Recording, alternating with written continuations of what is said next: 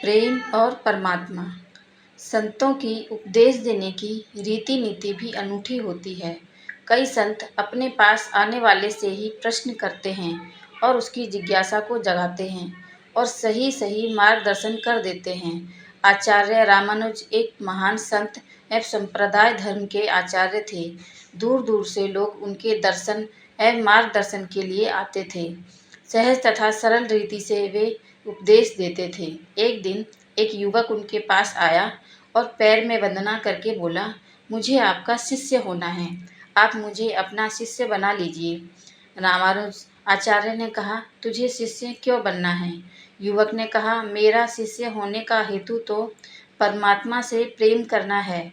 संत रामानुज ने तब कहा, इसका अर्थ है कि तुझे परमात्मा से प्रीति करनी है, परंतु मुझे एक बात बता दे, क्या तुझे तेरे घर के किसी व्यक्ति से प्रेम है? युवक ने कहा, ना, किसी से भी मुझे प्रेम नहीं। तब फिर संत श्री ने पूछा, तुझे तेरे माता पिता या भाई बहन पर स्नेह आता है क्या? युवक ने नकारते हुए कहा, मुझे किसी पर भी तनिक मात्र भी स्नेह नहीं आता। पूरी दुनिया स्वार्थपरायण है, ये सब मिथ्या मायाजाल है, इसलिए तो मैं आपकी शरण में आया हूँ। तब संत रामानुज ने कहा, बेटा, मेरा और तेरा कोई मेल नहीं, तुझे जो चाहिए वह मैं नहीं दे सकता। युवक यह सुनकर स्तब्ध हो गया। उसने कहा, संसार को मिथ्या मानकर मैंने किसी से प्रीति नहीं की। परमात्मा के लिए मैं इधर उधर भटका। सब कहते थे कि परमात्मा के साथ प्रीत जोड़नी है तो संत रामानुज के पास जाओ। अब आप तो इनकार कर रहे हैं।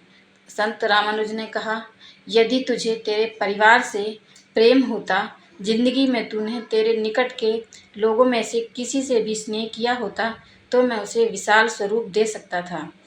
थोड़ा भी प्रेम भाव होता तो मैं उसे विशाल बना के परमात्मा के चरणों तक पहुंचा सकता था।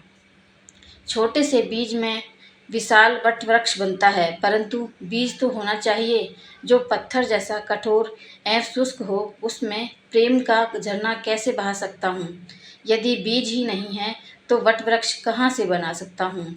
तूने किसी से प्रेम नहीं किया, तेरे भीतर परमात्मा के प्रति प्रेम की गंगा कैसे बहा सकता हूँ? कि कहानी का सार यह है कि आपके अपने निकट भाई बंधु से प्रेम भाव नहीं, उसे ईश्वर से प्रेम भाव नहीं हो सकता। हमें अपने आसपास के लोगों और कर्तव्यों से मुंह नहीं मोड़ सकते। यदि हम आध्यात्मिक कल्याण चाहिए तो अपने धर्म कर्तव्यों को भी उत्तम रीति से पालन करना चाहिए होगा।